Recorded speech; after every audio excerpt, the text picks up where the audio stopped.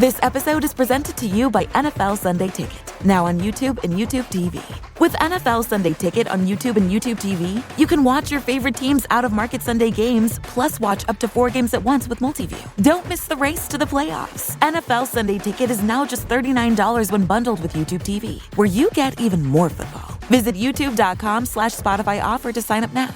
Lowest price on YouTube TV with base plan. Rest of 2023 season. Terms and embargoes apply. No cancellations. This episode is brought to you by State Farm. From your morning podcast to your afternoon playlist, State Farm knows you personalize your entire day, and that's why State Farm helps you personalize your insurance with the State Farm Personal Price Plan. It offers coverage options that help protect what you care about most at an affordable price just for you. Like a good neighbor, State Farm is there. Prices vary by state. Options selected by customer. Availability and eligibility may vary. 'Tis the season to shine with H&M. Discover the holiday collection and find fashionable pieces for your wardrobe or for under the tree. Get inspired and dazzle with this year's glam. From tuxedo styles, bow detailed pieces, impressive prints, and more. From unforgettable looks to unforgettable gifts. With fashion finds to home decor, find it all at H&M. Treat your loved ones and yourself this season. Shop in-store or at hm.com.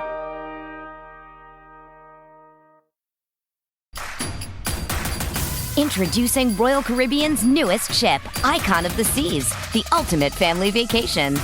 The ultimate 6 slides, 8 neighborhoods, 0 compromise vacation. The ultimate never done that, can't wait to do it vacation. The ultimate chillin' by a different pool every day of the week vacation. This is the Icon of Vacations. Icon of the Seas, arriving in 2024. Book today. Come seek the Royal Caribbean. Ships Registry, Bahamas.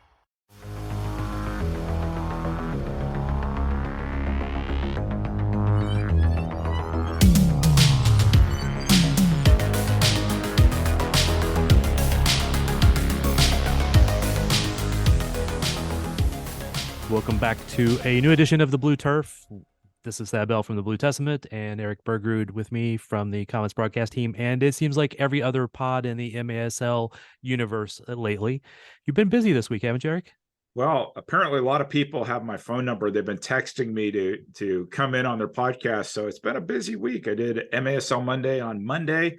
I did Soccer's Overtime on Tuesday. But I'm back home with you, Thad, where I'm always meant to be. Well, I think you're meant to be in the broadcast booth with Nick. I'm just kind of your side gig. So I know my place in this. But I think everybody heard how good you were here, and that's why they were all calling for you, right? I don't know. I think it's a labor of love what we do for soccer, and particularly for indoor soccer, and any opportunity that I can to help talk about the game. If I'm available, I'll do it. Yeah, it's not like we're getting rich off of talking about indoor soccer now, are we? Sadly. Hey, there's always brighter days ahead, Mr. Bell. It's the way I see it. And wealth is often determined not by the amount of cash you have, but by the friends you make along the way. Hey, and there are a lot of Comets fans who've made friends along the way and have stories to share along the way, and we're along for the ride. That was kind of like way more upbeat than I normally am with that little statement. How about that? Yeah. All right, let's dive into the negative then. Last game, Tacoma Stars came to visit Kansas City. We were very hopeful. Probably I was a little more optimistic than you even, but that Comets would get a big win, and it turned out to be the exact opposite. I won't say a big loss, but it was not a good loss. I had something that came in my head, and I can't remember if this is exactly what Alan Greenspan said about irrational exuberance. Perhaps that's what we experienced, because if you recall, last time we recorded, we had just heard the news about Christian Andreas and Benji Monreal and Junior Kazim being eligible to play. Everybody was upbeat. We were at the world-famous Soccer Dome, not just the Soccer Dome, but the world-famous Soccer Dome. Players were cheering. Everybody was excited for Saturday. But what happened? The Tacoma Stars happened. Danny Waltman happened. And I think they had a game plan coming in that definitely worked for them. And, kudos to Tacoma for a team that had been off for a month, that had only played 2 games. They were the dominant team Saturday night. a lot of times when you have a long layoff, it can play against you, but I think it played in their favor because it was one of those. Danny said after the game that they were tired of kicking each other and wanted to kick somebody else. So that definitely came into play. Danny, we know how good of a goalie he can be. He's obviously on the latter part of his career, to put it nicely, but he still makes some big saves. But the Comets helped him out in some of those saves, don't you think? Yeah, no, I think that if you were to track the shots at Danny, were several of them right at him or comfortable saves? Absolutely. But I have a flashback to Benji trying to do his 200 or his 2023 version of a creative goal scoring where he tried a side scissor kick that Danny saved because of his positioning. Yep. That we could have been talking about something else. I'm going to take a step back from what I said about Tacoma being dominant. Kansas City put on a lot of shots. Totally true. 42 to 20. Yeah. What Tacoma did effectively is defended well and they countered extremely well. And if you look at some of the signature goals that Tacoma scored on Saturday night, it was on the counterattack. And I hear a lot of announcers talking about stats, and shots on goal is one that people bandy out a lot. But for me, the ultimate stat is the scoreboard. And Tacoma won that one, and that's really all that matters at this point. Yeah, and you're right. Of course, that's the only thing that matters for the individual game. You kind of look at the other things as trends or what could have been or what should have been if they'd have done something a little bit different or a little bit better. That 27 shots in the fourth quarter, and what, 3 goals, I think, out of that 27 shots. Well, and the goals they gave up in the fourth quarter too. I mean, you know that when you go 6 attacker, there's a risk of giving up goals, and I get that. But the one that Eddie Nah scored, left-footed, top shelf, with in the midst of a counterattack, and I remember calling this with Nick Vassos.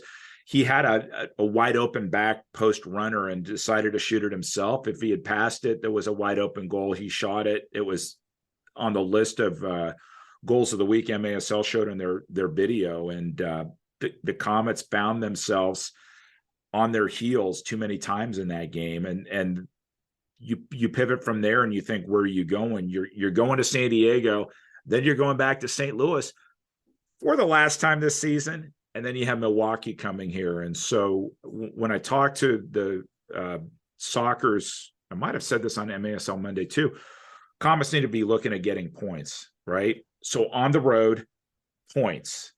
Could be 1 point, could be 2 points, could be 3 points. If we have to explain what I mean by that, I'll be glad to do that. But I would think that for the Comets to view these next 3 weeks, they're within a week of each other, as a success.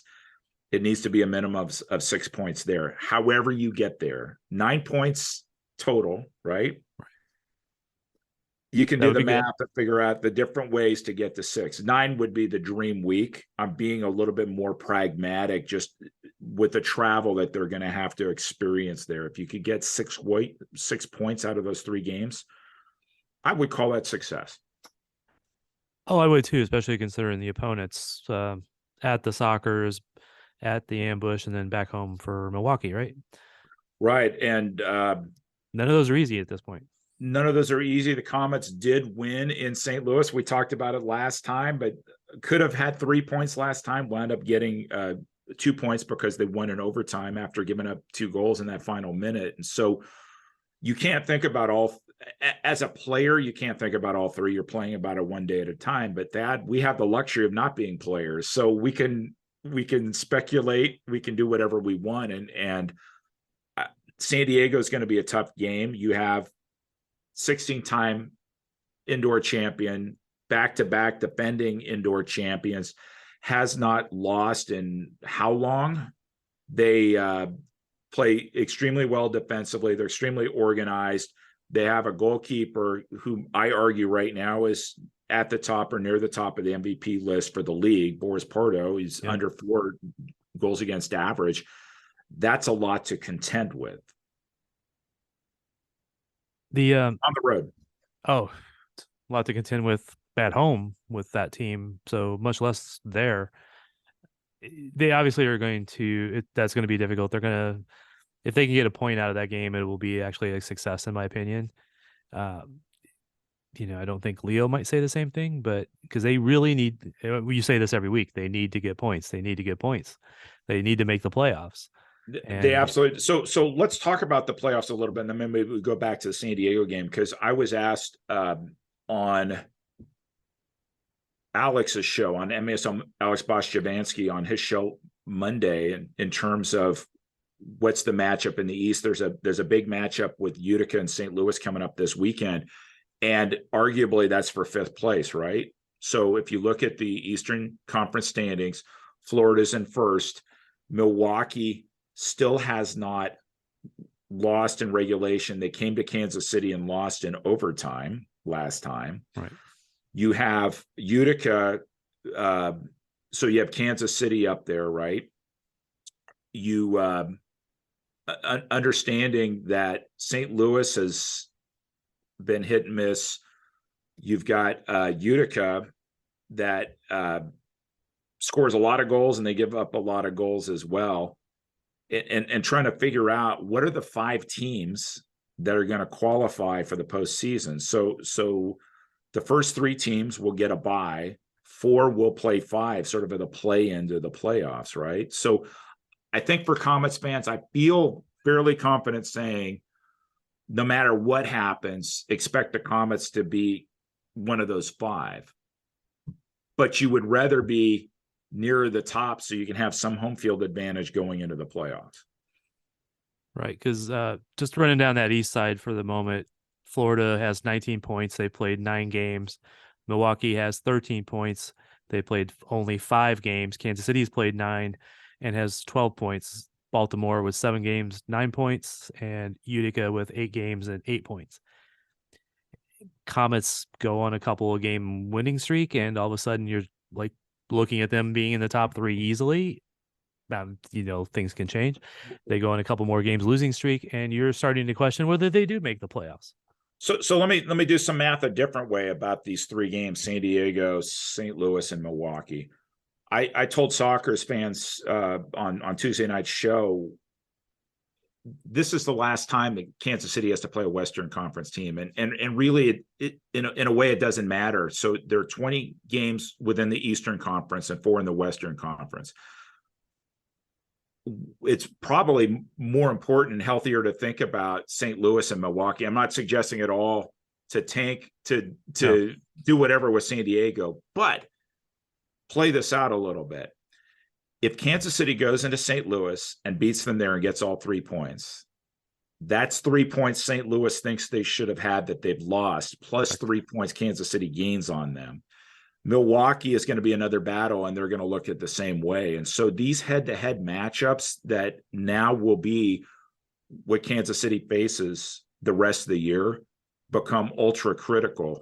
You're going to have games against Florida. Haven't played Florida yet. You mentioned Baltimore, and I hadn't even talked about them yet, but there's an opportunity to create some space there. Yes, it's important that Kansas City gets a good result in San Diego, but what's even more important is that they show that they deserve to be at the top or near the top of the East, because the rest of the season after this Sunday is going to be 100% Eastern Conference. Very true. You got to look at the Western Conference points as free points, because the Eastern Conference points matter much more in this regard, like you were saying. But yeah, with an asterisk or a caveat that if you get to the end of the regular season and you're down a point or 2, you may go back and think, wow, if we had just beaten Monterey at home, we would have gotten 3 points rather than 1. And that might have been the difference between first place and second place, or second place and third. You can't go back and do that and change those results. But you can do, looking forward, is saying, we're going to dominate this Eastern Conference. Because here's the thing, no matter what anybody says, players, pundits, fans, about the Western Conference being better than the Eastern Conference, and I said this to the Sockers fans Tuesday night, only one team from the Western Conference is going to be in the final. Only one team in the Eastern Conference is going to be in the final. And it doesn't matter if the second team in the West had a lights out season. Doesn't matter. Nope. Because if they don't make it to the finals, it's not going to be as successful as they would have liked. And you never know. It could be the fourth place team in the West making the finals, not the first place team. You absolutely never know. And so the goal ultimately is, how can we dominate? How can the Kansas City dominate the Eastern Conference and put itself in a position to compete for the Ron Newman? And I feel like I have to say this every week. Ultimately, it's grabbing points on the road. So yes, it's important. Grab what you can in San Diego. It's more important to grab what you can this coming week at St. Louis, trips coming up to Milwaukee, and then you start thinking about Florida, Baltimore, and then at the end of the season, Harrisburg's there, which I think if we learn anything from Tacoma, Thad, you can't assume anything in a given day. If you figure you're going to walk into your arena or somebody else's arena and automatically get 3 points, it's not the way it works in this league. You have to work to earn your points. Yeah. And I talked to Leo today. I didn't get a chance to talk to him after the game but talked to him a little bit after practice today. And one of the things he pointed to is that Tacoma wanted that game more. And the part of practice I got to watch was a simulated game between what would probably be mostly the team that will be playing and against mostly the team that won't be playing. But I won't say who those people are because I think Leo might get mad at me.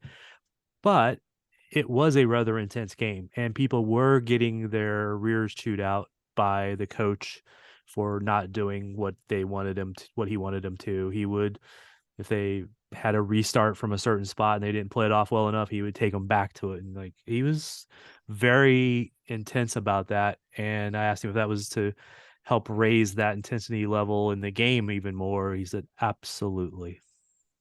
Well, and I think intensity is an interesting term, and I'll tell you why. I knew coming into the Soccer's overtime show, there was going to be a conversation about how many penalty minutes Kansas City racked up in San Diego last year. I think it was 42, right? Is that being intense, or is intense focus, right? I don't think we're not necessarily talking about intense, I was going to say violence, but intense physicality, right? Which is sometimes the mindset going on the road. There has to be intense focus, because you make a mistake against the San Diego Sockers, that's one thing. You make 5 mistakes, they will make you pay again and again and again and again. Absolutely. And hope I know Leo well enough. I will say that I think it's intensity in the game, not the physicality of it. But the Comets do have a little bit of a reputation for losing their cool, and it's somewhat justified at times. So Craig Elston, who's the play-by-play voice of the Sockers and co-host of Soccer's Overtime, hinted strongly at who the referees were going to be on Sunday. I have not seen that confirmed because I have not received the game notes. But if who he said is accurate, I would expect a closely called game. And I would expect that based on what happened last year. So the Comets hopefully will understand that and will approach the game accordingly. And there is enough talent. You've seen it. You've been to enough practices, Thad.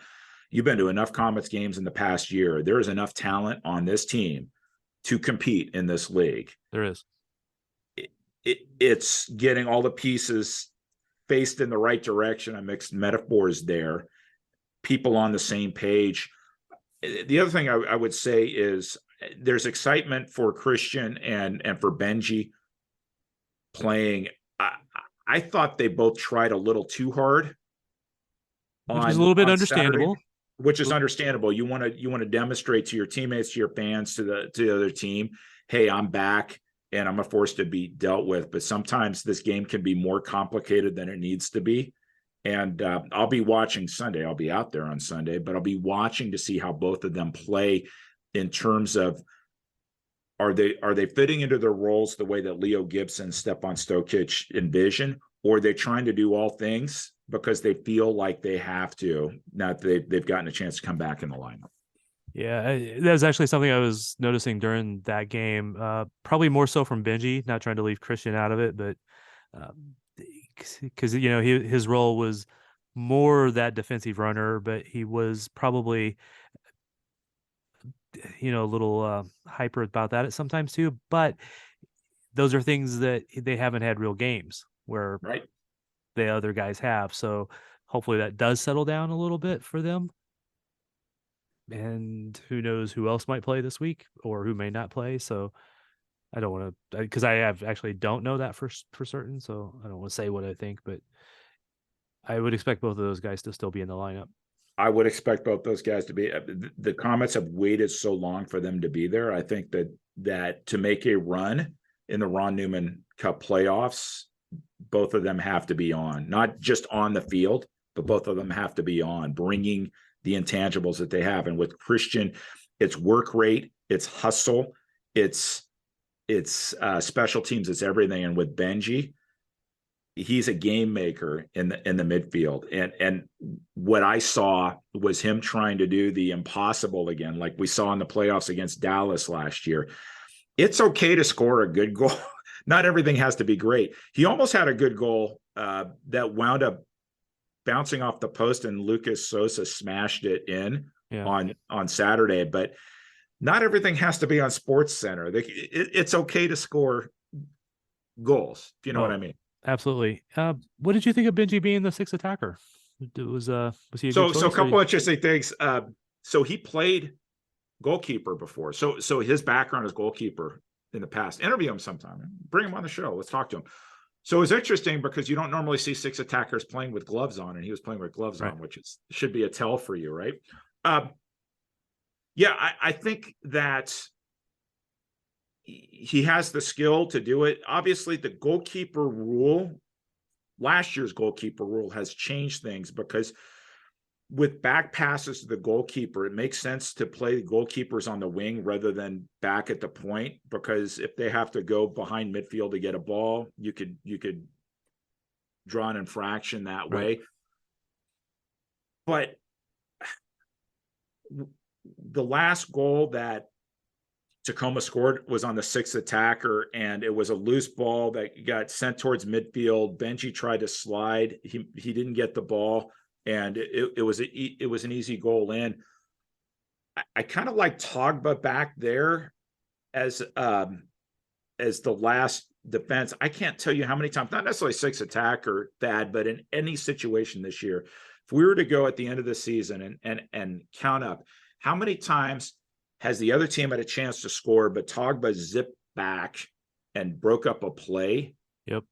I think we would be well over our fingers. We'd be in our toes trying to do that. And so one of the things that concerns me about the Comets is closing speed, right? So we saw this at the game at St. Louis twice, where Marcel Berry kind of blew past everybody, got taken down for a shootout. We saw a miss there on the sixth attacker there against Tacoma. Comets like to press, Comets like to go up, but you need the ability to fall back if you lose the ball. And I think that's what Togba brings. And so that's probably a longer answer than you wanted to. What do you think about Benji? I think Benji is great as a sixth attacker. I just would want to make sure that we've thought everything through in terms of where Togba is on the field as well. No, actually, you came to the same answer I was going to give, but probably shorter. I kind of like Togba back there a little bit better because he does have that speed and also more indoor experience at this point, because that position is sometimes just as much about reading the play and reading what's going to happen than it is the absolute speed. But the absolute speed is a big cure-all for any mistake. So. Well, and speaking of goalkeeper roles, we've been joking about the Neto role, and Neto actually wound up spending some quality time in the sin bin too. And so I think, and deservedly so.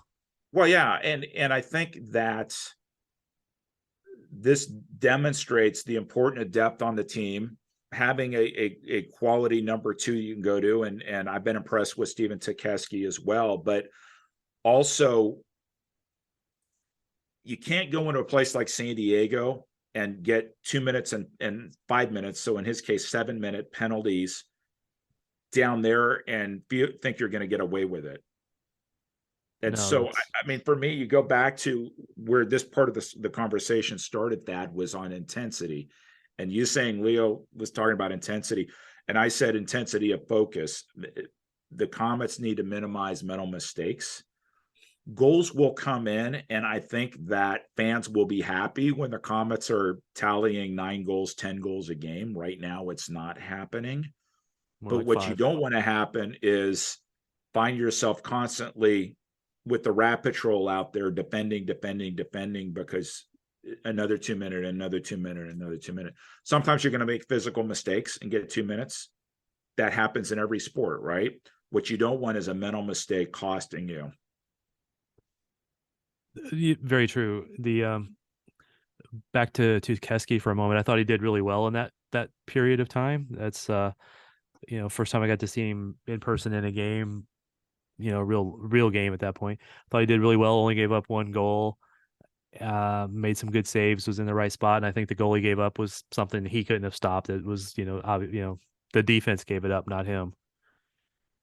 So I have a little issue with him getting more time at some point in the future, but that was a definite mistake by Neto because he did let that leg drag behind him and take the player down. So it was a well-deserved one. The 5 minute, I guess, was for dissent or whatever. No, it was delay in coming into the penalty box is what they announced. So it was hard from us up in the booth to kind of get a clear of what happened, what was the time delay, but that was the reasoning. But on the subject of Neto, I've spent more time in the last, I would say, 4 weeks having online conversations with Comets fans who have their own thoughts about goalkeeping. What I told the Soccers fans on their show is you don't see Soccers. Well, first of all, I think everybody there is happy with Boris Pardo, but put that aside for a second. When Savoy Morgan isn't scoring, you don't have fans saying, let's bench him, we ought to trade him, let's get rid of him. But it seems like fans automatically want to bench or trade or get rid of goalkeepers. And yeah, I've been defensive or defending Neto. And yeah, I think I've had fans come in back and forth with me on different forums, but I was watching the Monterey and Chihuahua chat, and there were fans in the chat after Monterey went down. Oh, this is horrible. We got to fire our coach and we need to bench Reynoso. So part of it comes with the territory that that players or that goalkeepers and coaches, I mean, automatically fans want to blame them. But for Comets fans or fans of any other team who will say our problem solely squarely is the goalkeeper, and by changing the goalkeeper, things are going to get better.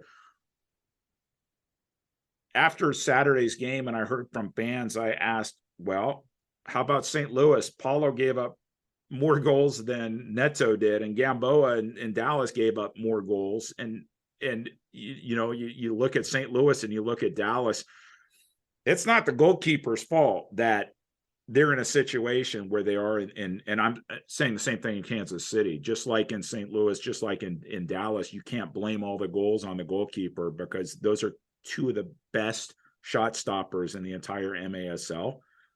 I think there are more issues at play than just the goalkeeper in Kansas City, but Neto has been a target for home fans as well as visiting fans. But he also has the attitude that he's able to play through it and play through any criticism. And I give him tons of respect for that. So I just want to make sure I'm clear. There's no way that I'm trying to be calling for Neto's head and getting rid of him or anything like that. It is still fair to criticize him for mistakes that he makes. I mean, this is what we do. We make mistakes. People call us out for a typo in an article. But if they make a mistake, it's a goal or a penalty or an injury or whatever you want to say. So when Neto does something, it's fair. He's a fantastic keeper. He's been growing each year and getting better. That doesn't mean he doesn't have some room for being criticized for things. No, and I wasn't saying that you were saying that bad. I was saying that I'm responding to a lot of comments from Comets fans, but play this out. If the Comets are scoring 9 or 10 goals a game, yeah, Comets might not be happy if Neto goes out of his box, but in the end, does it really matter? Right. Right now, the Comets are not scoring 9 or 10 goals a game. There's struggles getting the ball in the net. We talked about Danny Waltman. He made a lot of great saves, but he made a lot of routine saves as well. And so I don't hear Comets fans or fans of any other team for that matter wringing their hands about the offense. And the deal about indoor soccer, it's a back and forth game. Offense doesn't even necessarily mean forwards. When I talk about offense, I'm talking about anybody who's capable of scoring a goal. And in Kansas City's case, a lot of the goal scoring has come from defenders and midfielders this year. I just think it's going to take time for all these pieces. Now that Andreas is back, now that Benji's back, it's going to take a little bit more time to get all the pieces together in the right place. But it's going to take some patience from fans. It's going to take some patience from the team itself as Leo puts what will be a team that will be competitive in the playoffs through the next few months. Yeah, and again, we remember that a lot of the guys who are scheduled to play haven't played or was not able to play for the first 8 games. Still not making excuses. It's just the way it is. But yeah, I've had this conversation with some other people. It seems like you're talking to people who's very critical of the keeper. I'm being occasionally critical of Neto, but I think the offense has been poor at times. The offensive player of the month, John Sosa, being a big star of it currently. But after that, it's really been pretty lackluster, I would say. They've averaged about 5 goals a game. And I looked at last year, they averaged, I think, 6.5 goals a game. And their defense was a little bit more solid through the first half of the season. Remember, they built all their points last year through the first half-ish of the season when they had guys like Matt Lewis and McLaughlin there to help bolster that defense. Now they're the same team essentially that was there last year, a lot of them, and there's a little bit of struggle on the defensive end too, which again is a chain reaction, will cause Neto to maybe be a little more active and do some decision making that he may not have if his defense is cutting things off in front of him a little bit better. Well, yeah, I mean, I think if you're a goalkeeper and there's nothing coming to you, you're standing in your box the whole time and not having to worry, do I run out of my box to cut off somebody who's in the corner or somebody's coming in on a breakaway? I just think that right now there's Comets are at a place they didn't expect to be when we had our first podcast, when we were doing sort of what to expect in this year. They've had to adjust to a lot of unforeseen consequences. This is a resilient group. They are putting the pieces together. And I think that when we get together for the next podcast and we look ahead to St. Louis and Milwaukee, which will be one of the biggest weekends on the schedule in this entire season, it's going to require a team effort because those are both intense games. You know that St. Louis fans circle Kansas City on the calendar. And we haven't talked a lot about Milwaukee. Milwaukee is still undefeated. And there's the matter of what players and fans have been saying about the quality of Kansas City. I don't know if that's about our metro area. I don't know if it's about the team, but it's less than positive. And so there's going to be a lot of added focus and pressure on that game. What are the Comets going to bring when Milwaukee comes back to town? It's going to take a lot, but it's going to take that focus of the team to plow through what will be a series of intense moments. No, I think that's pretty accurate. These next 3 games will tell a lot. We said that about Tacoma though, and that didn't go so well. But I don't want to call anything must-win games because they're not at that point yet. But it's getting closer and closer to must-get points. So as you said at the beginning of this.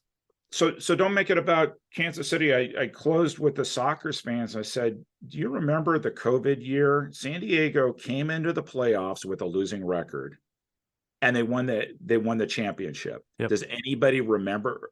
How many people, when they think about it, think, oh yeah, San Diego, they were a losing team that year? No, they remember that was the 15th championship that they won, and that's it. And so we can have these conversations. The Comets can be at a certain place in January.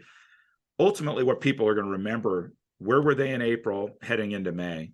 And I think that you go to enough practices, you see the competition there. they just get everybody clicking. There is firepower on this team. There's will on this team. There's talent on this team to take it all the way, and let the chances roll in a competitive playoff format. And again, you're right. One of the definite positive about this team is they do have the capability to play with anybody. They've also demonstrated the capability to play down to anybody at times also.